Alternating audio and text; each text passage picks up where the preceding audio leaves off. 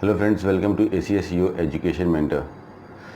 Friends, आज के session में हम डिस्कशन करेंगे अभी कुछ रीसेंट जो एक्टिविटीज़ हुई है पिछले 2-3 दिनों में नीट की काउंसलिंग के ऊपर। जैसे कि आप में से काफ़ी स्टूडेंट्स को पता होगा कि डेट्स भी अपडेट हो गई हैं बिकॉज ESIC की काउंसलिंग जो कि काफ़ी दिनों से रुकी हुई थी, उसका 16 तारीख को नोटिस आ चुका है और वो काउंसलिंग रिज्यूम हो चुकी है।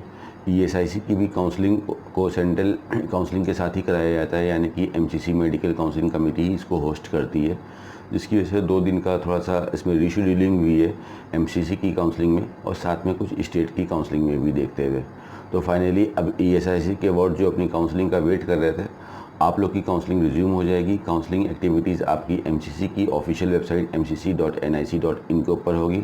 नॉर्मल अगर आपने पहले से रजिस्ट्रेशन नहीं करा रखा है तो आपको न्यू रजिस्ट्रेशन में जाके रजिस्ट्रेशन कराना है। फर्स्ट ऑफ ऑल IP वाली काउंसलिंग सेलेक्ट करनी है, ESIC वाली, और उसके बाद आपको चॉइस फिलिंग एक्टिविटी अपनी करनी है।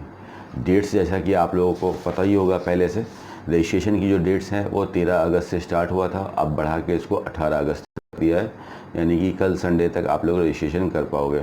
और चॉइस फिलिंग की एक्टिविटी फिर आपकी 18 से स्टार्ट हो जाएगी और चॉइस लॉकिंग आपकी शाम को 6 बजे हो जाएगी और 20 अगस्त को आप लोग अपना रिज़ल्ट देख पाओगे MCC में। तो जो स्टूडेंट्स लाइक इसके साथ में जो डीम यूनिवर्सिटी की भी काउंसलिंग कर रहे हैं या जो सेंट्रल यूनिवर्सिटी की काउंसलिंग कर रहे हैं, आप में से भी किसी ने अगर मिस कर दिया हो तो आप भी अभी कल तक रजिस्ट्रेशन करा के चॉइस फिलिंग एक्टिविटी कर सकते हो for the mop up round of MCC counselling. हमारा उसमें DU की काउंसलिंग हो ही रही थी, सेंट्रल यूनिवर्सिटी यानी AMU BHU की काउंसलिंग हो रही थी, डीम यूनिवर्सिटी की रिमेनिंग सीट्स पे काउंसलिंग हो रही थी, साथ में अभी ESIC की भी काउंसलिंग उसमें ऐड हो गई है। तो सिर्फ 2 दिन का डिफरेंस है, इससे कुछ मेजर चीज़ नहीं है। ESIC में अगर हम देखते हैं तो टोटल 11 मेडिकल कॉलेज आते हैं इंडिया के अंदर। तो स्कोर का लेके और काफ़ी रूल्स एंड रेगुलेशन को लेके, बिकॉज लास्ट ईयर ग्रुप में चलता था, group A, group B, group C, जैसा कि आपकी लाइक टाइम पीरियड रहता है ESIC में जो आपकी इंस्टॉलमेंट जाती है उसको देखते हुए। तो इस बार से ग्रुपिंग ख़त्म कर दी गई थी। उसमें भी आपके कास्टिज्म चलते हैं कि आप कौन सी लाइक कम्युनिटी से बिलोंग करते हो तो रिजर्वेशंस मिलते हैं। So if you are having a like average score something around 400 और बिलो, सो आप ज़्यादा से ज़्यादा मैक्सिमम कॉलेज की चॉइस फिलिंग करके चलो, जिससे आपकी चांसेस उसमें बनी रहें।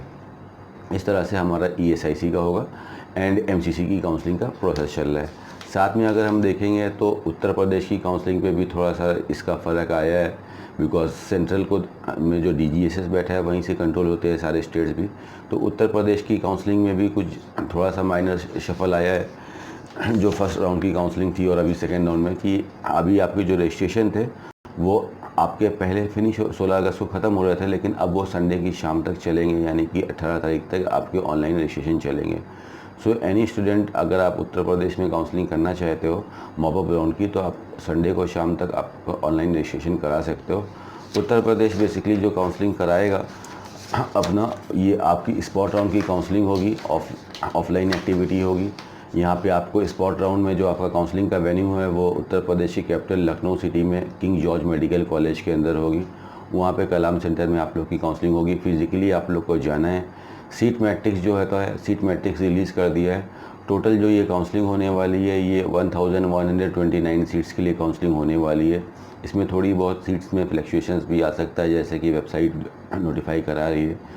ये 1129 जो सीट्स हैं, इसमें अगर हम देखते हैं तो MBBS की ओनली 120 सीट्स आती हैं। 128 सीट्स आपकी प्राइवेट सेक्टर में है और 40 सीट्स आपकी गवर्नमेंट सेक्टर में है। टोटल MBBS के अंदर 168 सीट्स अवेलेबल हैं और BDS में अगर हम देखते हैं तो 961 सीट्स अवेलेबल हैं, including both government and private. अब गवर्नमेंट के अंदर जैसा कि स्टूडेंट्स लोग ने अपना फ़िल्टर किया ही होगा कि काफ़ी कम सीट्स हैं, 21 सीट्स ही आई हैं जनरल कैटेगरी में, OBC कैटेगरी में 8 सीटें आई हैं, UR गर्ल्स कोटा में अभी भी 6 सीटें हैं, तो अभी हम टोटल 27 सीट्स लेके चल सकते हैं UR कैटेगरी में। SC में 9 सीट्स आई हैं और 2 सीट्स आपकी ST कैटेगरी में आई है। यहाँ पे अगर आपको कट ऑफ का आइडिया लगाना है तो आप देख सकते हो कि जहाँ पे राउंड 2 का कट ऑफ फिनिश हुआ था वहीं से ही स्टार्टिंग होगी, बिकॉज उससे पहले के बच्चों को सीट अलॉट हो चुकी है और उनके पास कोई ऑप्शन नहीं था अपग्रेड करने का। सो उसकी देखते हुए आप इस काउंसलिंग में पार्टिसिपेट करें और जाएं। काउंसलिंग करने के लिए, गवर्नमेंट की काउंसलिंग करने के लिए आपको जो सिर्फ सिक्योरिटी अमाउंट था 30,000 रुपीज़ का DD, वही लेके जाना है और साथ में अपने सारे ओरिजिनल डॉक्यूमेंट्स लेके जाने।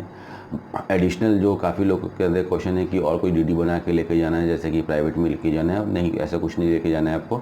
For the safety side you can keep your chequebook along with you, कि अगर आपको स्पॉट पे पेमेंट करना पड़े तो you are capable to make the payments. और if you talk about the private colleges के लिए आप लोग को 2 लाख का एक सिक्योरिटी अमाउंट का डीडी और 8.5 लाख रुपए का एक डीडी यूपी डीजीएमई के नाम पे बना के स्पॉट पे जाना है।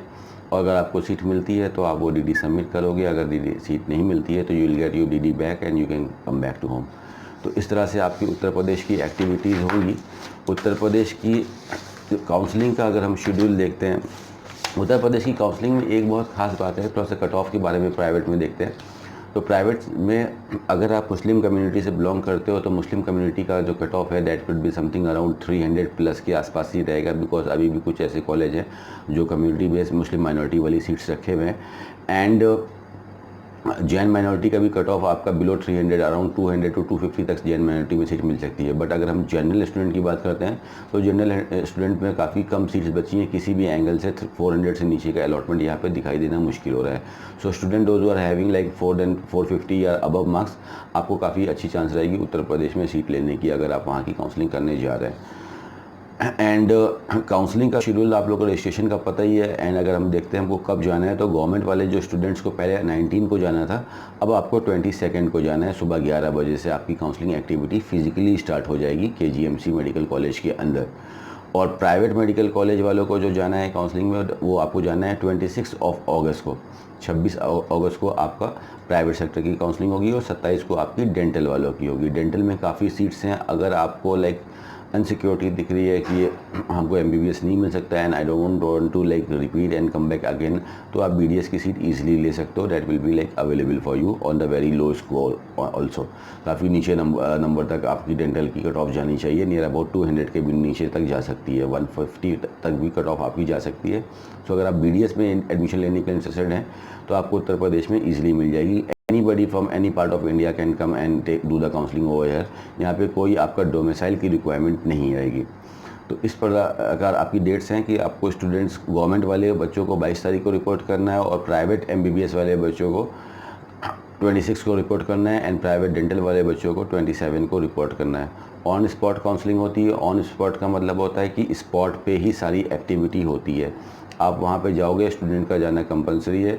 वहाँ पे आप देखोगे कि what are the total number of seats available for you, और आप देख सकते होगा कि आपके रैंक के हिसाब से अगर आपको सीट मिल रही है तो आपके पास ऑप्शन होगा कि जो आपको कॉलेज चाहिए आप उस स्पॉट पर वो बताते हो और स्पॉट पर ही आपको अलॉटमेंट लेटर मिल जाता है।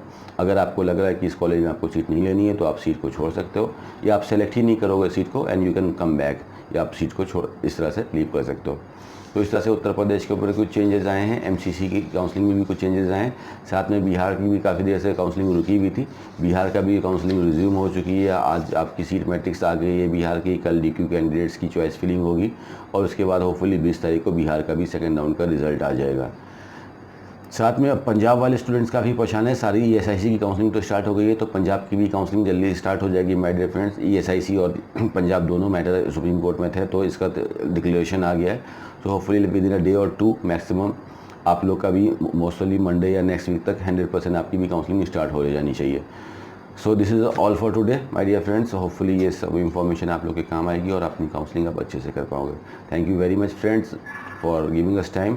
एंड अगर आप में से ऐसा कोई स्टूडेंट है जो इसका स्कोर अभी भी लो साइड है 200 या 250 या 220 230 के आसपास, and if you are looking for a MBBS seat, आपके पास अपॉर्चुनिटी है कि जो डीम की काउंसलिंग चल रही है, आप डीम वाली काउंसलिंग यानी कि MCC की जो काउंसलिंग चल रही है उसमें रजिस्ट्रेशन करा के डीम यूनिवर्सिटी में आप सीट्स के लिए चॉइस फिलिंग कर सकते हो। उधर आपको सीट मिलने की काफ़ी अच्छी चांसेस रहेगी।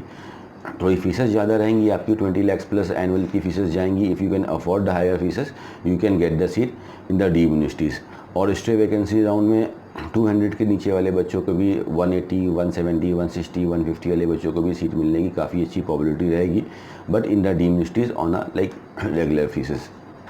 इस तरह से आप लोग की काउंसलिंग एक्टिविटीज़ आगे भी चलती रहेगी। सो this is all for today friends. Thank you so much for giving available time.